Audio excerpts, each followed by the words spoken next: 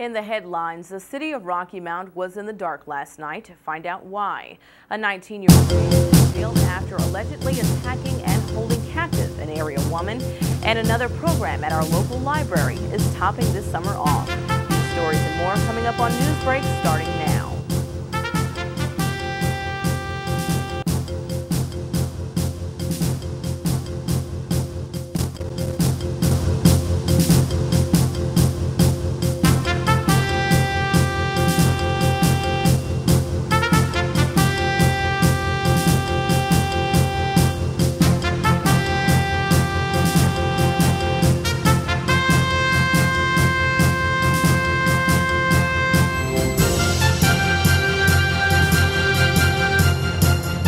From WHIG-TV, this is NewsBreak 31.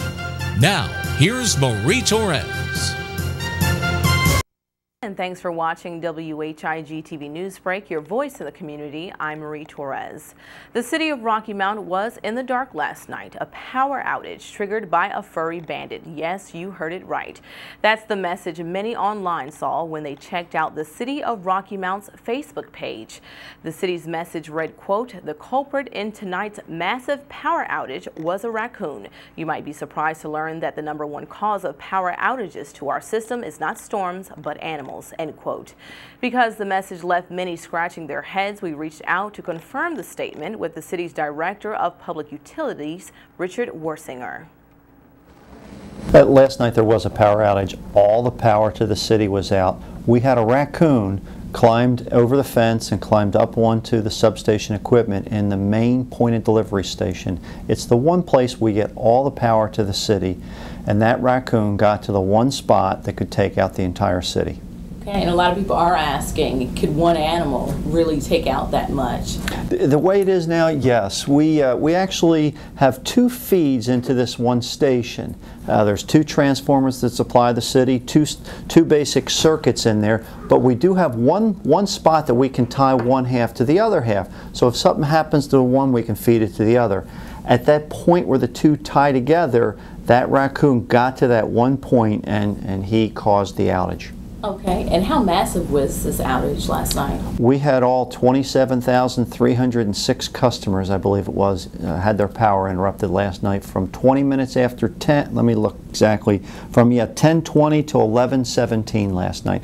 57 minutes, which of course to somebody who had their favorite TV show interrupted, or to a business customer who had their business closed, or an industrial processing customer who maybe had their process interrupted, loss of product and all, that's way too long. But if you look at it from what actually happened, our employees were home in bed, as I was. We received the notification through our SCADA system. We all got text messages and pages, got up out of bed, threw some clothes on, drove down to our point of delivery station, which is on Old Mill Road. Station's pitch black, have some flashlights. We start walking through there just looking for what caused the outage. Walking around a dark station, looking at all the different bus work, all the connectors, all the insulators, trying to figure out what it was. We encounter a raccoon coming walking out of the station, walking away from our equipment, and the front of him was singed, and he was kind of dazed. We followed him to make sure he got out of the stations. We didn't want him climbing back up on something, and if he were to pass away, die, we don't want him dying in the station and have to deal with that. So he climbed the fence and left. So we figured he caused something. We looked around, finally found that spot where he had contacted 2 spots. There were some burnt marks there. Then we had to open up the switches to clear this piece of equipment. Then we contacted Progress Energy. That's who we actually receive our power from. It comes across their transmission lines. Worked with them to restore power. So 57 minutes we had power back on. And let me point out something with Progress Energy. We get our power from Progress, but it was their yard where a lot of the work we were doing was taking place. Progress Energy and Rocky Mount, City of Rocky Mount, have an agreement that allows us to do that work in their station. We're the only city that I know of that has that agreement. everybody else has to wait for Progress Energy people to come out and do the work. So that also helped get that power back on quickly. Okay, and you did make mention about the raccoon. Some people are wondering, was the raccoon electrocuted or did he die? It was surprising. Normally when a raccoon contacts that extremely high voltage, 69,000 volts, they're usually dead, charred, gone. In fact, one of my employees said vaporized, which can happen. But where he contacted, he actually probably got about 200 volts, not a lot compared to what was out there. There was just some singeing of his fur. He probably survived. Like I said, he was walking, he climbed over the fence and headed on out. Well, hopefully he learned his lesson and won't go back. And hopefully he'll tell his friends not to come back either. All right. The outage, some comments made on Facebook reflected the humor of the ordeal. One read, "Poor raccoon, this is a bit of a shock." Another saying, "Save that raccoon. I know a few people who would like to have him for supper tomorrow night, especially since he's already cooked." And yet another saying, "Wonder how high of a light bill the raccoon had to want to commit suicide because of it." For many public utility customers, power was restored within an hour. In our crime report, a 19-year-old man is jailed after allegedly attacking and holding captive an area woman. According to Rocky Mount Police, Sunday morning, the man DeAndre Wilder asked to remove his belongings from a home on 505 Mitchell Street. While a 19-year-old victim attempted to go inside to get them, Wilder allegedly assaulted her, refused to let her leave the home, then damaged her cell phone. Police say Wilder was charged with assault by strangulation, first-degree kidnapping, communicating threats, injury to personal property, and trespassing. He was issued a $46,000 bond and was transported to the Edgecombe County Jail. Twin County Crime Stoppers makes another arrest, this time one of their top 10 most wanted. Authorities say Sunday afternoon, 19-year-olds Jaquez Silver and Monquel Randolph, along with the most wanted suspect, 17-year-old Gregory Robertson, were allegedly caught breaking into a vehicle on Winter Haven Drive. The three were charged with the break-in. Robertson was also served with outstanding warrants for shooting and nearly killing his uncle back in late July. He received a $235,000 secured bond, while Silver and Randolph received secured bonds of $25,000. All three are being held in the Nash County Jail. A game of cards leads to robbery and drugs. Over the weekend, police say 22-year-old Darian Parker robbed a 45-year-old man at gunpoint during a card game. Police tracked Parker down and searched his home at 920 Star Street to find 21.71 grams of marijuana, a handgun, bulletproof vest, and at least $400 in cash. He now faces several charges, including robbery with a dangerous weapon and selling marijuana. Parker was taken to the Nash County Jail under a $35,000 secured bond. The results from an operation to combat illegal sales of prescription pills is in. Edgecombe County Sheriff James Knight says his office had a successful criminal roundup with 9 arrests during the past few months, with even more to come. The investigation, called Operation Painkiller, just concluded its first stage last week. During stage 1, deputies seized 5 firearms, over 1,000 prescription pills, cocaine, marijuana, nearly $7,000 in cash, and 2 vehicles. Sheriff Knight says prescription pill abuse is the fastest growing drug issue in the area, with more people overdosing on these drugs than on other illicit drugs combined. A tasty event going on at Braswell Memorial Library. Here's Martha Lee to tell us more.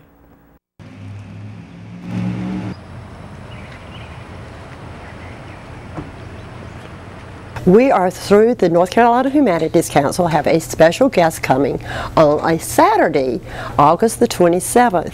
This guest, Dr. John Beck, will come and talk to us about Southern foods.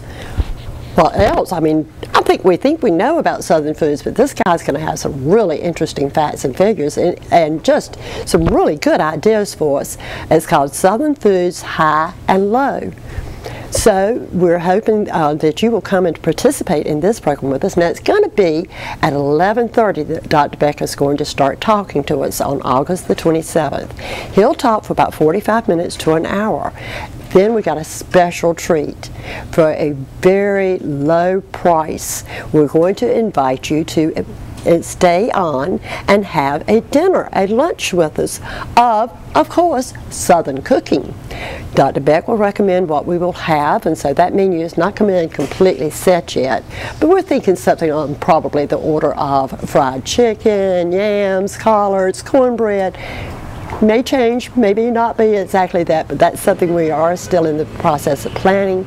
If you want to participate in the food part of the program, we would need you to call and sign up for this, so that of course we'll have a plate for you to eat, and the cost will be very minimal for that, and we'll let you know as soon as we know what that cost is specifically going to be. But we think it's going to just be, first of all, the idea of a guy talking to us about Southern cooking, and not just North Carolina cooking, but Southern cooking in general, the high country cooking, the low country cooking, that kind of stuff, and then getting to a chance to sample a wonderful meal being catered for us. I think it's going to be a load of fun. We'd love for you to come. Go to brownsville-library.org to check it out. Call 442-1951 extension 3 to sign up, especially if you want to participate in the food, which, who doesn't want to do food? But come on and join us. We'd love to have you. That's August the 27th on a Saturday at 11:30. There. Well, after the break, we continue our talk with the head of a local pregnancy care organization and her view on the new state abortion law. Stay with us.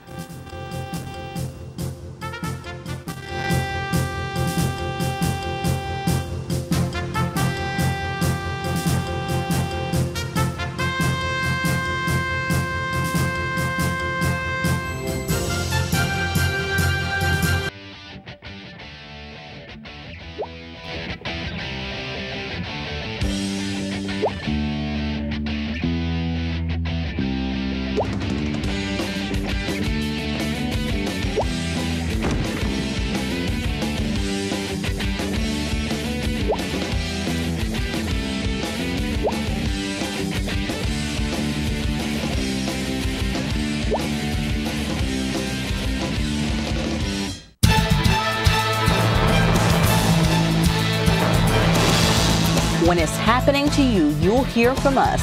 WHIG TV Newsbreak is reporting on the news, issues, and stories that matter to you. Call us at 252-885-1814.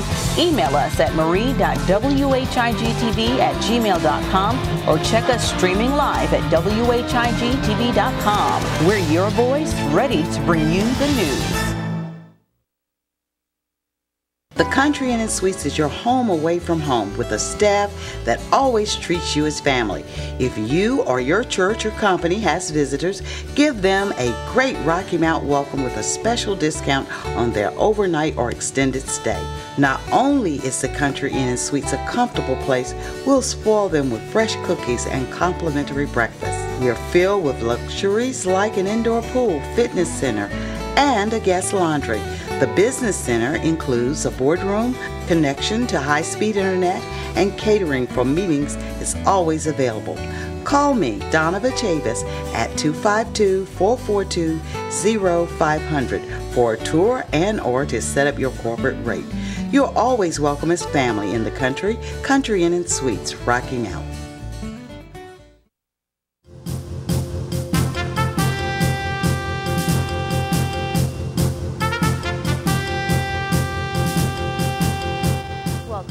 WHIG-TV Newsbreak. I'm Marie Torres. North Carolina's new law has changed systematic practices for abortions. Now, women in the state seeking to have one will have to endure a 24-hour waiting period. The law also says there be an ultrasound during and counseling before and after it. We recently spoke with Executive Director with the Pregnancy Care Center in Rocky Mount, Kay Gerganis, about how their facility will adjust. She also shares with us current services they offer to both parents in a pregnancy. For the Department of Health and Human Services to put those documents in place, and then they will list on a website and other places probably too, those places that a woman can go to get her ultrasound and the information that the law is requiring.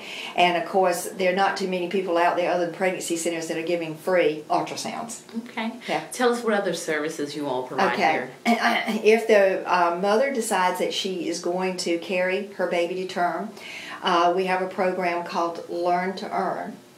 And that consists of over 30 pregnancy-related sessions using a DVD and an instructor in the room with them, going over the information that they have seen. They take a little test to be sure they've understood what they have been looking at, and then they have homework. Now, some of those sessions might be the risk of SIDS, prenatal development, quality child care, just all the different topics that would enable that mother to be the very best mother she can be.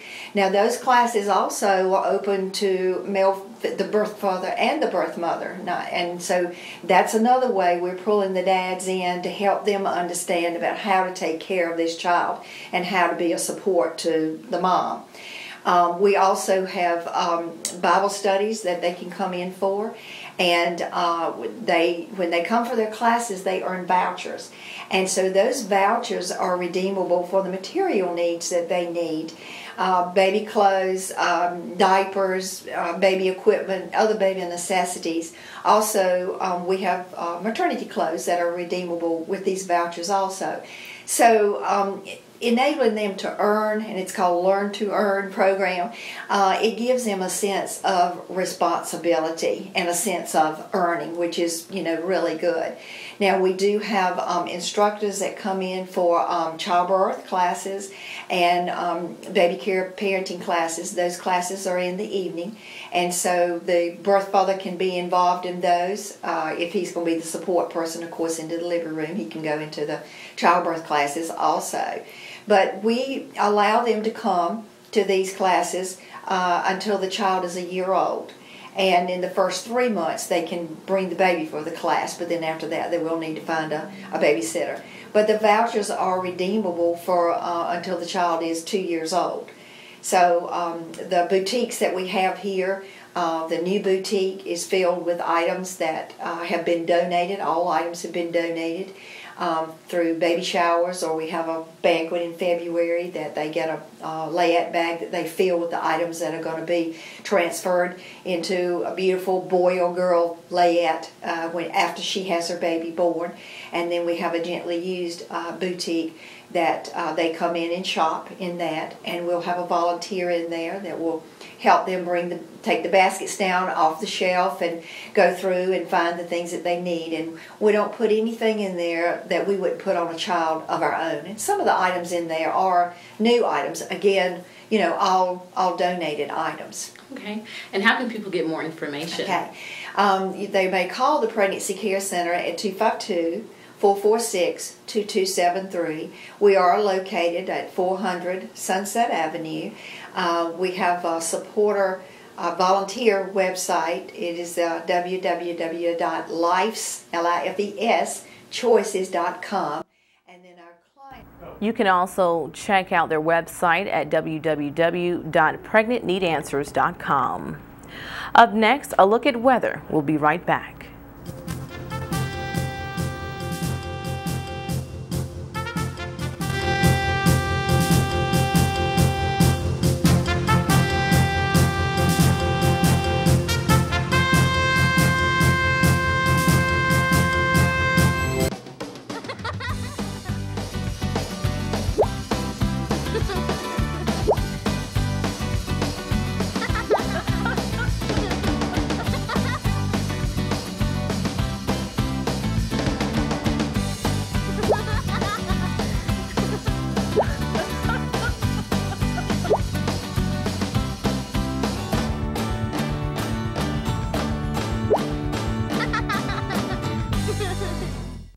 We're your news team, bringing it home to you with meteorologist Fred Holdsworth, anchor Marie Torres, sports reporter Edward Green, and Matt Habit, our studio guy. WHIG TV Newsbreak, your voice in the community. The Country Inn & Suites is your home away from home with a staff that always treats you as family. If you or your church or company has visitors, give them a great Rocky Mount welcome with a special discount on their overnight or extended stay. Not only is the Country Inn & Suites a comfortable place, we'll spoil them with fresh cookies and complimentary breakfast. We are filled with luxuries like an indoor pool, fitness center, and a guest laundry. The business center includes a boardroom, connection to high-speed internet, and catering for meetings is always available. Call me, Donna Chavis, at 252-442-0500 for a tour and or to set up your corporate rate. You're always welcome as family in the Country Inn & Suites, Rocky Mount.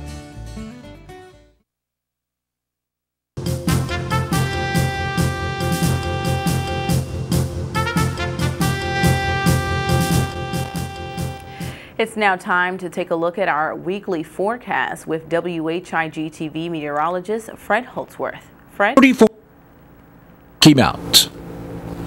Hello everyone. The heat that has been in our area for the past few, months has now shifted to the west, what we call retrograding, and that has taken the heat with it to Texas and points west, something they really didn't need. But it's out of our area and we will be under a trough of low pressure, and that will be giving us better chances of showers and thunderstorms for the next few days. The showers and thunderstorms in our area will be missing today and tomorrow, but should return again by Thursday afternoon, giving us a slight chance, and then the better chance will come, say, Friday and Friday night. Well, let's take a look at our forecast right now. We'll see the forecast map and shows us what's going on over in this part of the country right here in the nation's midsection in Colorado, Kansas, Nebraska, and just a little bit of Wyoming right here. This is where the severe weather will be later on this afternoon, right in here. Heavy thunderstorms and heavy rainfall, maybe some large hail. Moving farther to the east, high pressure up over Pennsylvania will give us a sunny day all along the eastern seaboard, with the exception right here in the mountains of North Carolina and Tennessee. And what that will be air being forced up the mountains and where it cools, and then the cooler air cannot hold the rain, and you have the rainfall in the form of showers and even thunderstorms. Going farther to the south, rain will be found over the peninsula of Florida from Jacksonville all the way down through Key West, but not so in the Panhandle. Panhandle of Florida today will be dry, and we will see some showers and thunderstorms along the upper Texas coast as well as the entire Louisiana coast today. High pressure over the Intermountain region in the northern Rockies. This will give them a fairly pleasant day today all across the Pacific Northwest and down through California. Well, let's look now at our forecast for our area.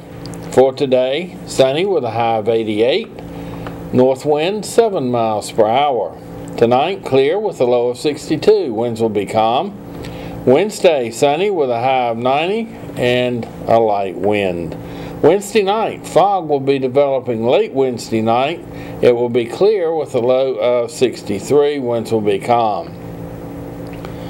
Fog Thursday morning, and then a slight chance of showers and thunderstorms for Thursday afternoon with a high of 88 and a south wind at 6. Thursday night, chance of showers and thunderstorms, 66 for the low.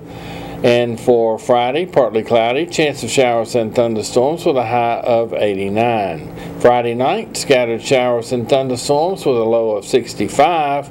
And for Saturday, sunny, 90 degrees and a low of 66 on Saturday night. Our high temperature yesterday in our area, 85 degrees. Our low this morning, 66. No rainfall at our weather station. The extremes for this date, 100 degrees in 1954, and 56 was the low in 1979. And looking out across the country, the national extremes for today, 113 degrees in Laughlin, Nevada, and the low, 32 degrees at Truckee, California. Precipitation, the heaviest rainfall, 2.15 inches. That occurred in Providence, Rhode Island. And that's a look at your Tri-County weather. Thanks, Fred. That's going to do it for us here today on Newsbreak. Join us Thursday as we continue to bring you news that's impacting the community. For WHIG TV, I'm Marie Torres. We'll see you next time.